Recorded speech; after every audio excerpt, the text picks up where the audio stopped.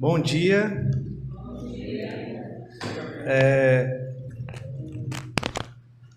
Vou tentar aqui correr para que a gente consiga terminar num tempo bom.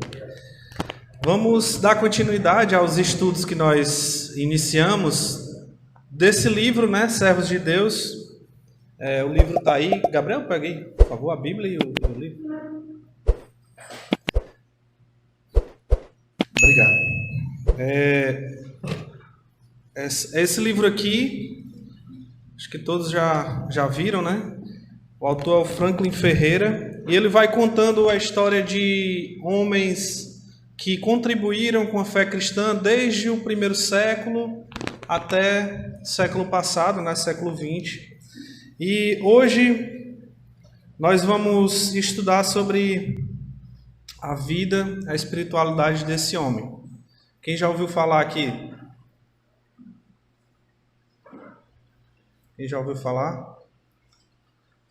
Quem não ouviu falar? João Calvino.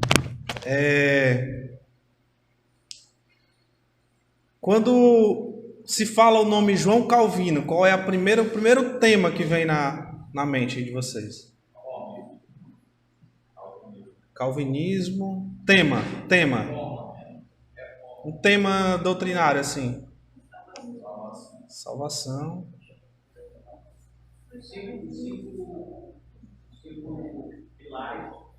Cinco pilares, é que salvação também. Predestinação. Essa palavra que eu queria ouvir. Porque normalmente... Quase. Normalmente quando se fala esse nome, né, João Calvino, principalmente... Aqui, como a gente tem um conhecimento um pouco maior das doutrinas de João Calvino, a gente tem uma ideia diferente, mas principalmente nos estudos seculares, né, na escola, e as pessoas que não têm muito conhecimento sobre João Calvino, normalmente predestinação é o que vem à mente, né? E a gente vai ver aqui que não é muito por aí que a teologia de João Calvino gira. Parece que ele só fala de predestinação, né? Mas não é bem assim. Então vamos entrar mais ou menos aqui no contexto. Ficou muito pequeno, né? Agora eu estou vendo que talvez se afastar mais a mesa aqui, pode ser que dê para ler um pouco melhor. Só fica observando para não puxar o cabo aqui, ó. A gente pode levar, ainda tem muito.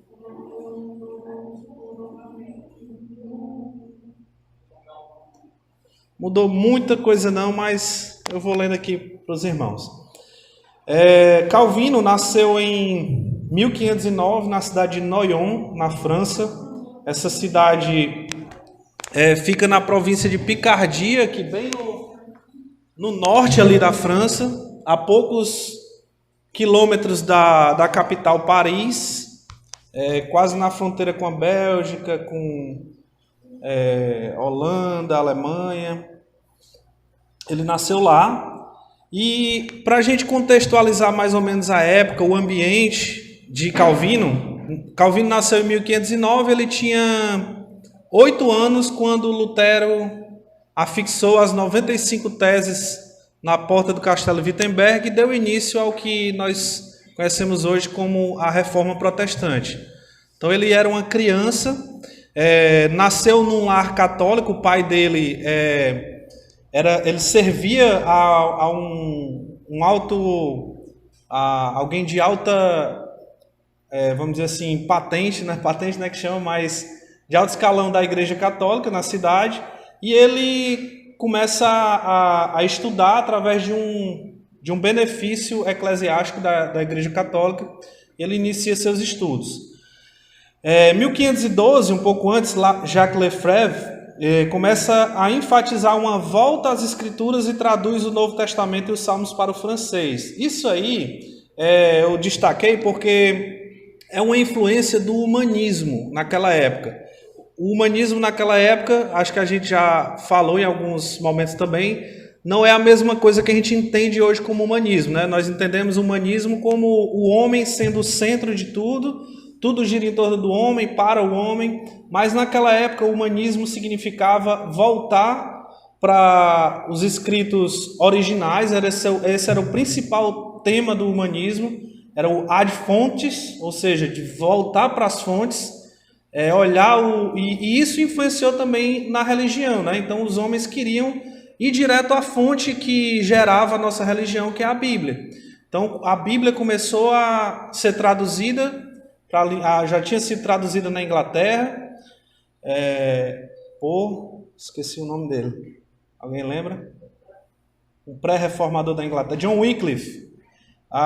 E na França, Jacques Lefebvre também faz esse movimento influenciado pelo humanismo.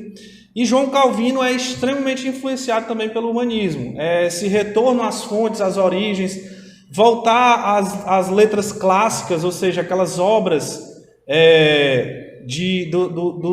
dos primeiros filósofos, daqueles autores que influenciaram o classicismo, né, o mundo grego, o mundo latino, voltar, né, para aquelas obras. 1516, Guilherme Brissonnet, bispo de Meaux, começa a pregar as escrituras para a sua paróquia e naquela cidade começa-se a falar sobre a graça de Deus e as escrituras. Você vê que é um movimento, a gente olha para Lutero como aquele que rompeu mesmo e deu início à reforma, mas como nós vimos, por exemplo, John Hus, John Wycliffe, eu acho que a gente estudou também, são antes da reforma, mas que já pavimentavam. A reforma não aconteceu do nada, né? Deus foi transformando, e Deus é o Deus do mundo, e ele muda estruturas, ele muda políticas, ele muda sociedades, e assim ele o fez para que a reforma pudesse acontecer. A Margarida de Angoulême é irmã do rei da França, Francisco I, e ela abraça a nova fé. E até um certo tempo, a fé evangélica, a fé protestante, ela tem livre, não de forma livre, mas ela era tolerada dentro do Império do Reino Francês, né? Mas aconteceu algumas coisas lá, por exemplo, os reformados, né, os huguenotes franceses, um dia pegaram cartazes bem grandes e afixaram em todas as portas de Paris, inclusive na porta do quarto do rei, criticando a missa, dizendo que a missa era uma afronta ao sacrifício de Cristo e tudo. Eles falavam a verdade, mas de forma bem contundente e inapropriada para a época, né? E aí o rei, a partir disso aí, os huguenotes, os protestantes, começaram a ter serem mal vistos e aí foram expulsos, né? Guilherme Farel, diante das perseguições, Guilherme Farel muito importante na vida de Calvino, a gente vai ouvir falar dele. Diante das perseguições, sem desanimar, participou de debates em Berna. Ele sai da França e começa a debater, a pregar a nova fé em cidades, principalmente da Suíça. A Suíça, aqui é o mapa da França. A Suíça, aqui é a Itália. Eu acho que está um pouco errado. A Suíça é mais para cá, um pouco assim. Perto da França, né? Algumas cidades suíças, acho que encostam até aqui. Perto, são fronteiras, e ele sai de lá e vai para a Suíça, onde a Suíça era dividida em muitos, vamos dizer, estados, como nós temos aqui, e alguns estados abraçaram a fé reformada, a fé protestante, e ele começa a pregar em outras cidades, e ele inicia esse movimento de alguns cantões da Suíça abraçar a fé protestante, né? Ele prega, ele participa em debates em Berna, Basileia, e aí ele começa a ganhar cidades que eram cidades-estados como Montbéliard, Neuchâtel, Angers e finalmente Genebra. Genebra é a cidade mais importante aí na vida de Calvino. Em 1523, já passou aí a reforma já tinha iniciado, né? Ele vai para Paris, ele sai de Noyon, vai para Paris, começa a estudar, e aí em 1533 ele se converte à fé evangélica. Nós não temos praticamente nada sobre a conversão dele, escrita por ele. Ele praticamente não escreve nada sobre si, tudo que nós sabemos é através dos escritos de Guilherme de Beza, Teodoro de Beza, que foi o que continuou a reforma em Genebra. A única coisa que nós temos é esse escrito aí. Ele diz: minha mente, que a despeito de minha juventude estivera por demais empedernida em tais assuntos, assuntos da reforma, né? Agora estava preparada para dar uma atenção séria. Por uma súbita conversão, Deus transformou-a e trouxe-a à docilidade. Isso é o que ele escreve sobre a conversão dele. E aí, Nicolas Cop, se eu não me engano, era primo de Lutero, alguma coisa assim. Ele era o reitor de Lutero, não, de Calvino. Ele era o reitor da Universidade de Paris, da Universidade de Paris, e ele prepara um discurso no dia 1º de novembro, onde, nesse discurso, ele critica frontalmente as práticas católicas, de forma não tão clara, né, mas subtendidamente ele criticava, ele afirmava as doutrinas da graça, esse tipo de coisa. E aí ele, após terminar o discurso, quando ele ia para casa, alguns pararam ele e disseram: olha, não volte porque já tem gente preparada para lhe prender quando você voltar para casa. E aí a Calvino também acontece a mesma coisa, ele é informado e foge também, e eles ficam ali andando por algumas cidades, sendo abrigados em algumas cidades, até que ele chega em 1533, se eu não me engano, eu perdi aqui, mas ele foge, não, 1533 mesmo, exatamente, ele chega a Genebra, fugindo, tentando chegar a Estrasburgo. É interessante esse episódio da vida dele. Ele só queria estudar, Calvino. Ele passou a vida inteira estudando. Ele era um homem de letras, era formado em 4 faculdades, doutorado, traduzia, lia nas línguas originais, sabia as línguas clássicas. Um homem que só queria saber de estudar, ele queria tranquilidade. Ele ia para Estrasburgo, que até hoje o clima, a cidade de Estrasburgo, se você olhar, dá esse ar de tranquilidade, de paz, né? Isso que ele queria. E aí ele passa por Genebra e encontra lá Guilherme Farel, aquele que eu tinha falado anteriormente. E nesse encontro, Guilherme Farel pede para ele ficar lá em Genebra para levar adiante a reforma que Farel tinha iniciado, e ele disse que não, ele não quer se envolver com isso, ele não quer nada com igreja, nada disso. Abraçou a fé evangélica, mas queria estudar, escrever livros, essa coisa. E aí Guilherme Farel fica furioso. Guilherme Farel era o Lutero de Calvino aqui, vamos dizer. Calvino era um homem extremamente doce, extremamente pacífico, pacato, introvertido, não gostava de falar, não era alguém extrovertido, né? Mas Guilherme Farel, por outro lado, que estava ao lado dele, os dois levaram a reforma em Genebra, era um homem bem forte, vamos dizer assim, no que ele falava. E aí Calvino nega, né, a ficar em Genebra, e Guilherme Farel senta ele num canto e troveja maldições sobre os estudos dele. Ele diz: Deus vai amaldiçoar os seus estudos pela tua recusa de servir a igreja de Deus com o que você sabe. E aí Calvino fica extremamente impactado com aquilo e decide ficar em Genebra, né? No outro dia ele volta atrás na decisão. Ele amaldiçoou os estudos de Calvino, e aí Calvino fica lá. 1535, Calvino fica em Genebra junto com Guilherme Farel, e um ano depois eles são expulsos da cidade. A cidade não queria mais que eles levassem as reformas. Eles sempre tinham conflitos com o governo civil pelas coisas que eles queriam implementar dentro da igreja, e o governo civil, de uma vez mandou eles embora, saíram. E ele foi para Basileia, onde teve contato com Martin Butzer, um grande reformador também. Passou 2 anos servindo junto com Martin Butzer lá. E em 1535, lá em Basileia, ele publica a primeira edição das Institutas da Religião Cristã. Quem já ouviu falar desse livro?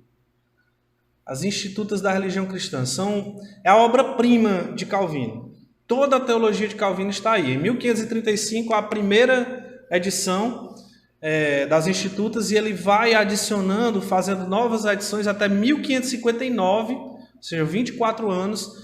Ela saiu de um volume assim para 4 volumes. Quadruplicou de tamanho. Onde tem toda a teologia de Calvino. É um livro belíssimo. Daqui a pouco a gente vai falar sobre ele. Aí a versão final, a versão de Genebra, em 1559, das Institutas da Religião Cristã. E aí, nas Institutas, tem a clássica definição de vida cristã para Calvino, né? Ele define a vida cristã dessa forma: nós não somos de nós mesmos, portanto, não façamos nosso alvo a busca daquelas coisas que nos sejam agradáveis. Nós não somos de nós mesmos, portanto, até onde nos é possível, esqueçamos-nos e as coisas que são nossas. Por outro lado, somos de Deus, portanto, que a sua sabedoria e vontade presidam sobre tudo que é nosso. Nós somos de Deus. A Ele, como único legítimo alvo, sejam dirigidas as nossas vidas em todos os seus aspectos. Nas Institutas eram a definição de vida cristã para Calvino. E aí é uma imagem, né, do confronto de Guilherme Farel com Calvino. Se dá para vê-lo aqui. Calvino acuado ali no banco. Mas, certo ou não, de maneira correta ou não, foi a forma que Deus usou para que esse homem nos legasse o que ele legou, né? Eu vou passar rápido pela vida dele aqui. 1536 ele tem esse encontro com Guilherme Farel em Genebra. 38 ele é expulso, então no caso as Institutas foi antes dele ir para Genebra. Confundi isso aí. E aí ele vai para Estrasburgo, durante esse período onde ele é expulso, né? E ele se casa com Idelete de Bure, que é uma mulher que era viúva, já tinha alguns filhos. Ele tem um filho com ela, o seu filho morre na infância, Idelete morre também, e ele cria os seus enteados. E Calvino morava numa casa com os 2 enteados, o irmão e os 8 filhos do irmão. Era uma casa bem... Acho que ele não tinha essa tranquilidade toda para estudar, para produzir o que ele produziu, né? 1541, o Conselho de Genebra suplica para ele retornar para comandar, levar a cabo a reforma lá na igreja, e aí ele é nomeado pastor na Catedral de Saint-Pierre. Em suas ordenanças eclesiásticas, foram ordenanças que ele fez após o seu retorno, ele consegue implementar muitas de suas reformas em constante tensão com as autoridades civis. É interessante vou já tocar nesse assunto. Genebra torna-se um abrigo para refugiados evangélicos de toda a Europa. Então, onde havia perseguição a evangélicos na Europa, eles gostavam de ir para Genebra, porque lá sabiam que tinha um repouso, algo seguro para estar. E isso fez com que, por isso a reforma de Calvino é tão influente, porque as pessoas vinham, estudavam lá, e depois retornavam quando a perseguição amainava nos seus locais, eles voltavam e lá começavam a pregar as doutrinas que Calvino ensinava, né? Aí é uma imagem, uma gravura de Genebra nos tempos de Calvino. Genebra fica às margens do maior lago da Europa Ocidental, um lago enorme. A cidade tinha por volta de 10 mil habitantes na época. Era uma cidade razoavelmente grande para a época. E ele começou a pregar todos os domingos, pela manhã e à tarde, um livro do Novo Testamento. e um livro do Antigo Testamento todas as manhãs durante a semana. Na cidade de Genebra, os trabalhadores, pessoas que iam, sei lá, feirantes, trabalhadores do campo, pessoas que trabalhavam com as artes liberais e tudo, tinham o costume de, sempre antes de ir para o trabalho, eles iam à igreja, ensinavam, ouviam os ensinos de Calvino e iam para o trabalho. Esse era um costume na cidade de Genebra. Todas as manhãs, os cidadãos iam lá para ouvir os ensinos. Em 1559, a Universidade de Genebra, que foi criada por João Calvino e Guilherme Farel, e ela se torna um berçário de pastores. Os pastores eram ensinados e enviados para toda a Europa. John Knox, o reformador escocês, que é o fundador da igreja presbiteriana, né? Ele diz que lá na Universidade de Genebra, a cidade de Genebra, era a mais perfeita escola de Cristo, desde os tempos dos apóstolos. Interessante esse testemunho de John Knox, era contemporâneo. Em fevereiro de 1564, ele, já no fim da sua vida, com doenças, Calvino lutou durante toda a vida com doenças. Ele foi levado pela última vez à igreja e pregou pela última vez para pregar na igreja. Ele prega seu último sermão em fevereiro de 1564. Em 2 de abril, 2 meses depois, ele participa da última comunhão junto com toda a congregação. E 28 de abril, um mês antes de morrer, ele convoca todos os ministros da igreja para dar a sua última orientação, e ele diz: a respeito de minha doutrina, ensinei fielmente e Deus me deu graça de escrever. Fiz isso do modo mais fiel possível e nunca corrompi uma só passagem das Escrituras, nem conscientemente as distorci. Quando fui tentado a requintes, resisti à tentação e sempre estudei a simplicidade. Nunca escrevi nada com ódio de alguém, mas sempre coloquei fielmente diante de mim o que julguei ser a glória de Deus. Essa visão também da glória, da bondade, da misericórdia de Deus é o ponto principal da teologia de Calvino, até em sua doutrina da salvação. Aí é um muro que existe lá na cidade de Genebra, um muro de 100 metros por 5, onde tem aí essas figuras em relevo de Guilherme Farel, João Calvino, Teodoro de Beza, que foi o sucessor de Calvino, e John Knox. Ele morre em 27 de maio de 56, e a última palavra que se tem sabedoria, que nós sabemos de Calvino, são essas. Ele envia uma carta para... não sei se é Guilherme Farel ou Teodoro de Beza, não lembro. Mas ele envia uma carta e ele diz: é suficiente para mim viver e morrer para Cristo, que é para todos os seus seguidores um ganho tanto na vida quanto na morte.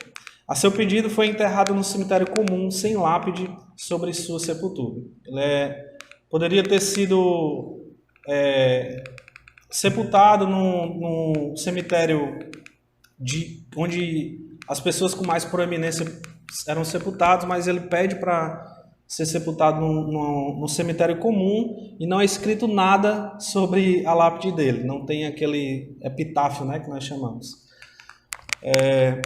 E aí, irmãos, eu peço agora a paciência de vocês, porque eu vou fazer uma tortura aqui com vocês um pouquinho. Porque eu poderia falar aqui de muitas informações, muitos detalhes sobre a vida de Calvino. A gente ficar aqui falando sobre a biografia dele, sobre alguma coisa assim, mas eu acho que não tem nada melhor para a gente fazer estudando Calvino do que ir aos seus escritos. A gente ouve tanto sobre calvinismo, ouve tanto sobre Calvino de outras pessoas, né? Te escuta uma aula, uma palestra de outra pessoa sobre Calvino, mas não tem motivo para a gente fazer isso. Não tem motivos para a gente não pegar o lema de Calvino, né, dos humanistas, de ad fontes, ou seja, ir às fontes com Calvino, porque seus escritos são belíssimos, são doutrinas extremamente claras. Ele fala, né, naquela fala dele, que quando ele era tentado a requintes, apesar de ser um homem extremamente culto, ele não se deixava levar por essas tentações de requinte. Ele tentava a simplicidade, a forma com que todos entendam. E os seus escritos são dessa forma. São escritos, se você pegar, por exemplo, as Institutas, são vários temas da religião cristã, e ele expõe aqueles temas de forma simples, rápida, são coisas de no máximo 2 páginas e meia, sobre cada tema, e ele explora aqueles temas de forma simples e compreensível. E são belíssimos. Ontem, eu não sei quem viu, eu postei no meu status uma parte das Institutas. Alguém leu aquilo ali? É belíssimo, ainda está nos meus status, vocês podem ler quando terminar aqui. Então eu prefiro trazer aqui os escritos de Calvino, nós meditarmos um pouco sobre o que Calvino escreve. Essa carta que nós vamos ler aqui, não vamos ler a carta toda, obviamente, só alguns trechos, é uma carta que ele envia ao cardeal Sadoleto. Sadoleto era um cardeal católico que enviou uma carta à cidade de Genebra, ao povo de Genebra, pedindo para eles voltarem ao catolicismo e acusando os reformadores de muitas coisas. E aí, Calvino responde essa carta, enviando uma carta de volta para Sadoleto, e é uma carta belíssima, são 60 páginas mais ou menos, com a maior e a melhor defesa da fé evangélica que você pode encontrar. Muitas vezes, nós, evangélicos, não sabemos por que nós não somos católicos. Muita gente diz, porque eu não gosto da missa, eu não gosto dos santos, eu não gosto muito, acho meio...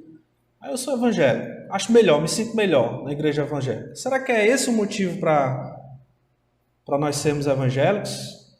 A gente sabe realmente por que a gente não é católico, né?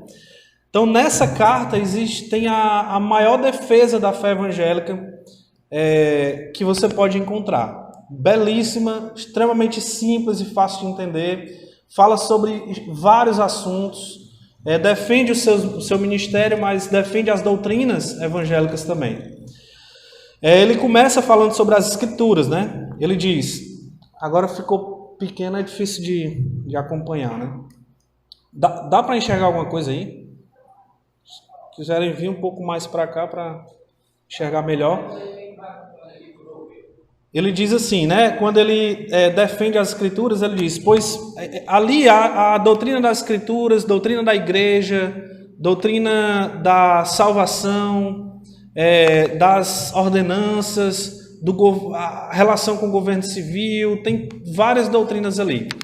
Ele diz, pois prevendo o quanto seria perigoso vangloriar-se no Espírito sem a palavra, ele diz que a Igreja Católica vangloria-se de o Espírito Santo ser o condutor da igreja, né, católica, mas sem a palavra. Ele diz, prevendo o quanto seria perigoso vangloriar-se no Espírito sem a palavra, afirmou que a igreja é governada e dirigida pelo Espírito.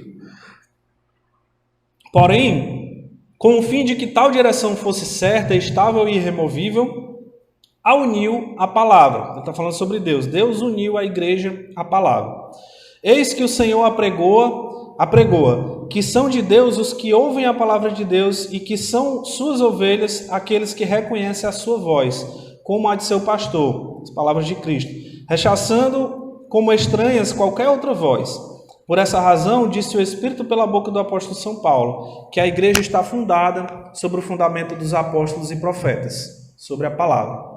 E aí, no final dessa carta, ele tem 2 orações, e aí essas palavras que estão nessa cor um pouco mais azul aí, em itálico, são palavras dessas orações. Ele diz, ouvi de tua boca que não existe outra luz da verdade, para conduzir as nossas almas ao caminho de vida, senão a tua palavra. Tua palavra, que devia iluminar o teu povo como uma lâmpada em todo o universo, foi-nos tirada, ou pelo menos escondida. Ele diz: bem fez Crisóstomo em aconselhar que rechaçássemos todos os que, tendo por pretexto o Espírito, quisessem apartar-nos da simples doutrina evangélica, uma vez que não se prometeu o Espírito para suscitar novas doutrinas, mas para gravar nos corações dos homens a verdade do Evangelho. Pois em que concordam o Papa e os anabatistas? Aí eram dois extremos, era um conflito. Se por um lado Calvino lutava contra os papistas, né, os católicos, por outro lado ele lutava também com os anabatistas, que eram extremamente irreverentes, não queriam se submeter a nenhum tipo de governo, eram anarquistas, promoviam revoluções, esse tipo de coisa. Queriam levar a reforma. E aí tinham muitas coisas erradas. Eles, por exemplo, aqui é o ponto onde Calvino fala aqui. Eu vou ler e depois eu explico. Por outro lado, o que tem a ver os papas com Anabatista, né? Por outro lado, para que vejas que Satanás nunca está tão escondido que não possa aparecer de algum lado, os dois se utilizam do mesmo instrumento para nos oprimir.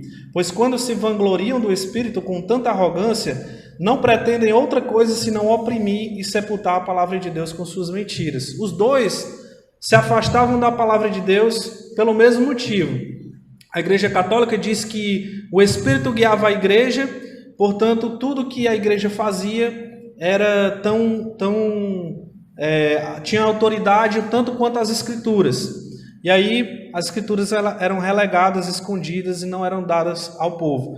Os anabatistas, eles, pelo mesmo motivo, por dizer agora que não há instituição igreja, mas cada crente era governado pelo Espírito, eles rejeitavam a palavra de Deus, porque eles entendiam que Jesus, que o Espírito Santo, revelava diretamente a cada crente a maneira como eles deveriam viver. E assim os dois relegavam ao esquecimento as Escrituras. E aí Calvino luta contra esses dois extremos aí. Ele diz: sabia que era uma tremenda e sacrílega ousadia o fato de terem sido semeadas pela igreja, suplantando a tua palavra, doutrinas inventadas pelo cérebro dos homens. Então, a doutrina de Calvino sobre as Escrituras eram extremamente elevadas, né? Uma vez que é o Espírito que escreveu as Escrituras, não pode ser o mesmo Espírito que levou a igreja a se afastar tão longe do que as Escrituras ordenam. Não era o mesmo Espírito que levava os anabatistas a andarem tão longe do que as Escrituras ordenam, com invenções humanas. Doutrina sobre a igreja. Eu vou passar aqui, a gente vê depois. Vamos para essa doutrina, né, que o próprio Calvino chama de o artigo supremo da nossa religião, a doutrina da justificação pela fé e não por obras. Calvino diz: esta seria uma questão espiosa e inútil? Ele respondendo a Sadoleto: pois tires o seu conhecimento da justificação pela fé, e será extinta a glória de Jesus, abolida a religião, destruída a igreja e jogada totalmente por terra a esperança de salvação. Se a doutrina da justificação pela fé, somente pela fé e não por obras, for excluída, a glória de Jesus Cristo será extinta. Tem muito a ver com o que ele escreve nas Institutas, que eu compartilhei no meu status, vocês podem ler depois. Por que isso acontece, né? Calvino, quando ele sustenta a justificação pela fé, muitas vezes a gente acha que o principal ponto ele está defendendo a soberania de Deus, né? A gente lembra logo Calvino, soberania de Deus.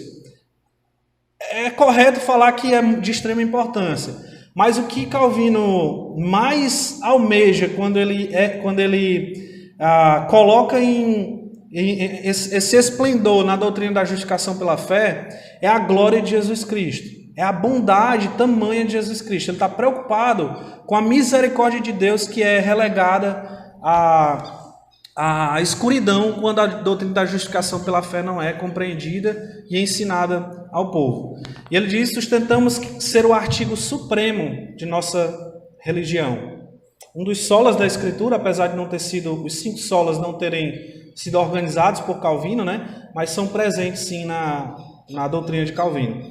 Negamos que para a justificação do homem, as obras tenham algum valor. E aí um texto um pouco mais longo. Aí vou ser cruel com os irmãos, mas vamos ler com atenção, porque é uma defesa extremamente clara da justificação pela fé e bela, né? Ele diz assim: primeiramente, mandamos que cada um comece pelo conhecimento de si mesmo. Salvação, ele está falando sobre salvação. Nós pedimos para que o homem olhe para si mesmo, e não de maneira ligeira, para livrar-se da situação, que é o que acontece, né? Ele diz, olhe para si mesmo, mas não deixe de olhar rapidamente, não. Quando você vê os seus primeiros pecados, o homem tem a mania de desviar o olhar e esquecer disso aí, né? Não, ele diz, se detenha sobre você, não de maneira ligeira para livrar-se da situação, mas como se apresentasse a sua consciência diante do tribunal de Deus. E quando estiver bastante condenado por sua própria iniquidade, considere ao mesmo tempo a severidade do juízo de Deus anunciado contra todos os pecadores. Romanos capítulo 3, né? Assim, confundido e abatido por sua própria miséria, gemendo ternamente como condenado à morte eterna, se quebrante e se humilhe diante de Deus, deixando de lado toda a confiança em si mesmo. Depois, demonstramos, ele está falando ao cardeal, certo? Como é que ele defende como é que ele evangeliza os homens, né?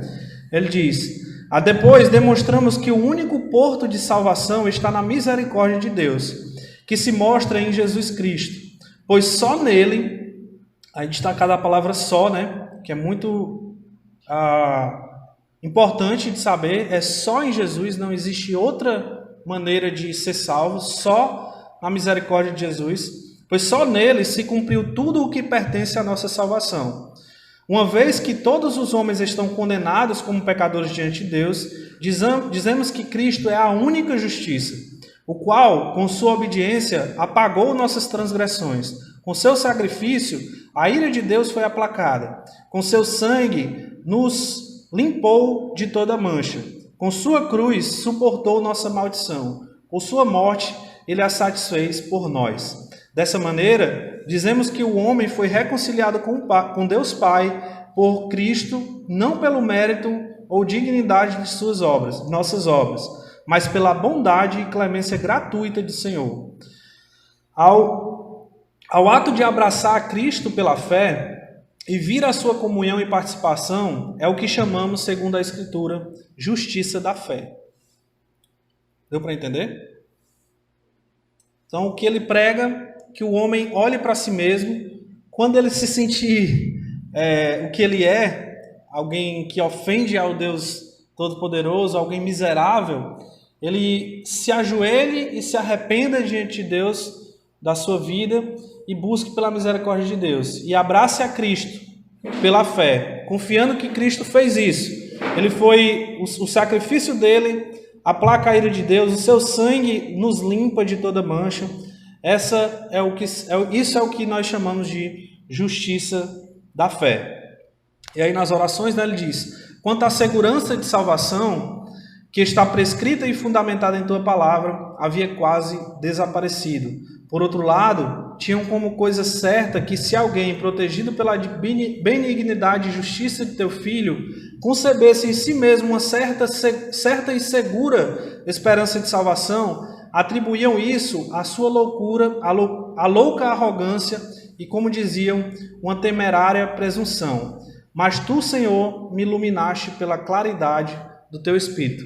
Aqui, nesse segundo ponto, e até hoje, se você disser, eu sei que eu estou salvo, eu estou seguro de onde eu vou passar a eternidade.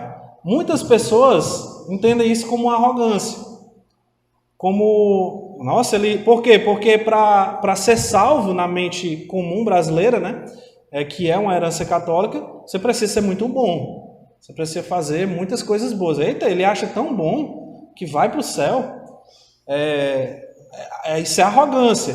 Só que Calvino ele faz o contrário. Ele diz: vocês chamam de arrogância eu confiar 100% em Cristo, que o sacrifício de Cristo é verdadeiro, que o que Cristo fez não é mentira, ele fala a verdade, eu estou seguro nas mãos dele. Vocês chamam isso de arrogância, mas eu chamo de humildade. Vocês chamam de humildade a maneira de salvação de vocês, que requer obras, mas isso de maneira nenhuma pode ser interpretada como humildade, porque se fosse pelas obras, vocês estariam dizendo que vocês podem chegar diante de Deus com méritos e se orgulhar diante de Deus pelas obras que vocês fizeram.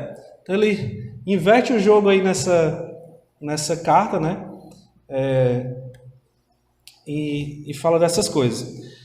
Agora, aqui, pronto. Vamos os últimos pontos sobre a justificação pela fé, depois sobre obras e a gente finaliza. Isso significa que não atribuímos nada às obras? Essa é a pergunta que ele faz. Sustentamos certamente que no que diz respeito à justificação do homem, elas valem menos que um fio de cabelo. A mesma Escritura nos aponta como única esperança a bondade de Deus, pela qual nossos pecados são perdoados e se nos imputa a justiça, e que ambos são um dom gratuito. E ela declara, finalmente, que o homem é bem-aventurado sem as obras. Qualquer pergunta, qualquer dúvida, podem interromper, tá? Se pensares detidamente que a Escritura entende por justificar, não estarias com essa dúvida, pois não se refere à própria justiça do homem, mas à clemência e bondade de Deus, a qual atribui justiça ao pecador, ainda que este não a tenha, sem imputar-lhe nenhuma justiça. Nossa justiça, repito, é aquela que São Paulo descreve, a saber, que Deus nos reconcilia com Ele mesmo em Cristo. Então, nossa justiça está na bondade de Deus que nos reconciliou com Ele mesmo por meio do Senhor Jesus Cristo. E por isso conclui tantas vezes: se é pela fé, não é pelas obras. E de novo, se é pelas obras, não é pela fé. Esse ponto é extremamente claro e explicado nessa carta. Se for por obras, não pode ser por fé. Se for por fé, não pode ser por obras. E aí, e as obras, né? A pergunta clássica que todo mundo faz quando nós expomos essa doutrina da justificação pela fé. E as obras? Aí está a Universidade de Genebra, foi fundada por Calvino, e aí eu não encontrei uma foto, porque não existe mais, do hospital que foi fundado também pelos reformadores por Calvino. Ele aconselha os jovens da igreja a fundarem um hospital para cuidar dos pobres, que não têm condições de pagar médicos, né? Pagar pela sua saúde. E aí ele ele incentiva os jovens a fundarem um hospital. E entre muitas outras coisas que ele fez. Ok, se não é por obras, então podemos viver de qualquer maneira. Por que ele fez essas coisas, né? Por que ele tentou melhorar um pouco aí a situação das pessoas? E aí ele fala sobre isso também. Ele diz que a única calúnia, a única coisa que normalmente se falam falsamente contra os reformadores era que estimularia os homens a serem relaxados, a não cuidarem, a não fazerem, a não viverem de acordo com o que agrada a Deus. E aí ele responde a isso. Ele diz: se faz injúria a Cristo, se sob pretexto da sua graça se rejeitam as boas obras, uma vez que ele veio para fazer um povo agradável a Deus, zeloso de boas obras. Nossos adversários quase não têm outra acusação em suas bocas, senão a de proclamar que temos desviado os homens do desejo de fazer o bem, pela pregação da justiça gratuitamente imputada. Negamos que, para a justificação do homem, as obras têm algum valor, mas afirmamos o seu reino na vida dos justos. Então ele diz, para a justificação do homem, as obras não têm valor algum, mas as boas obras, o reino de Cristo, está sobre aquele que foi justificado. Porque se aquele que é justificado possui Jesus Cristo, se é por Cristo, nós vamos até Cristo e recebemos Cristo em nossas vidas. Se o que é justificado possui Jesus Cristo, e Cristo jamais está sem seu Espírito, segue-se necessariamente que esta justiça gratuita está sempre unida à regeneração. Lembra, da regeneração é um novo nascimento, é um andar no caminho do amor de Deus, das boas obras, que as boas obras são a piedade, a vida conforme o que Deus nos ordena que nós vivamos.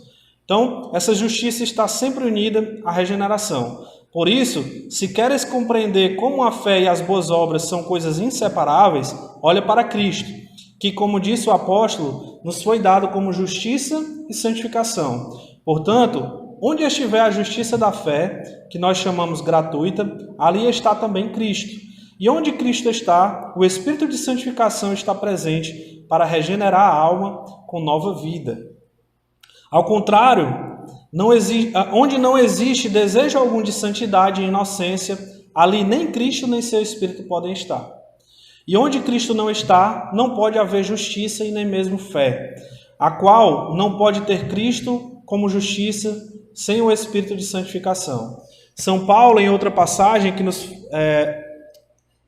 São Paulo disse em outra passagem que fomos eleitos em Cristo antes da criação do mundo, para sermos santos e irrepreensíveis na presença de Deus em amor, que se atreverá, aí Efésios capítulo 1, né?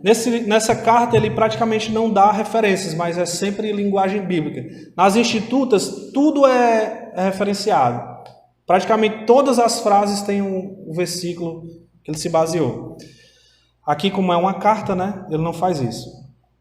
Para sermos santos e irrepreensíveis na presença de Deus em amor. Quem se atreverá a concluir aqui que a eleição não é gratuita, ou que não é o amor a sua causa? Pelo contrário, assim como o objetivo da eleição gratuita é que vivamos puramente e sem mancha diante de Deus, assim também a justificação gratuita tem essa mesma finalidade. Então, nós finalizarmos, tem muita coisa. Tem aqui metade dos slides que eu preparei, mas sabia que não ia rolar, não. Então, Genebra se torna um grande centro missionário. Calvino ele chega a enviar 142 missionários, né, ao redor do mundo. E a reforma da igreja é obra de Deus. Aí é palavra de Calvino. Ele diz, né? A reforma da igreja é obra de Deus e tão independente de esperanças e opiniões humanas quanto a ressurreição dos mortos ou qualquer milagre dessa espécie. Portanto, no que tange à possibilidade de fazer algo em favor dela, não se pode ficar esperando pela boa vontade das pessoas ou pela alteração das circunstâncias da época, mas é preciso irromper por entre o desespero. Deus quer que seu evangelho seja pregado. Vamos obedecer a esse mandamento. Vamos para onde Ele nos chama. O sucesso não é da nossa conta. Então, eu acho que essas palavras nós podemos nos apropriar delas, né? Deus quer que a sua palavra seja pregada. Nós não devemos esperar que as coisas fiquem propícias ao Evangelho. Nós não devemos esperar que os corações estejam abertos para receber o Evangelho. Nós devemos ir e pregar o Evangelho. Nós não devemos esperar que o nosso país mude, que a nossa sociedade passe a viver de uma maneira diferente para pregar o Evangelho, para levar a palavra de Deus às pessoas. Vamos obedecer esse mandamento e o sucesso, se pessoas vão se converter ou não, se a nossa pregação será ouvida ou sejamos presos ou sejamos ridicularizados ou qualquer coisa que seja, isso não é da nossa conta. Da nossa conta é obedecer ao mandamento de Deus. Vamos orar. Santo e amado Deus, querido Pai, nós agradecemos, Senhor, pela sua palavra que motivou o Senhor, a esse homem, a promover essas mudanças, essas interpretações que estão conforme, Senhor, o que a sua palavra fala, as doutrinas dos apóstolos e dos profetas. Que nós, assim como eles, sejamos apegados, Senhor, à tua palavra, sejamos fiéis ao que ela nos ordena, que o Senhor trabalhe, Deus, nessa igreja, em nossos corações, que o Teu Espírito nunca se aparte de nós, que possamos pregar com diligência, que possamos obedecer a Ti com prazer, sabendo que tudo que temos, Senhor, tudo que fazemos é obra de Cristo que nos amou.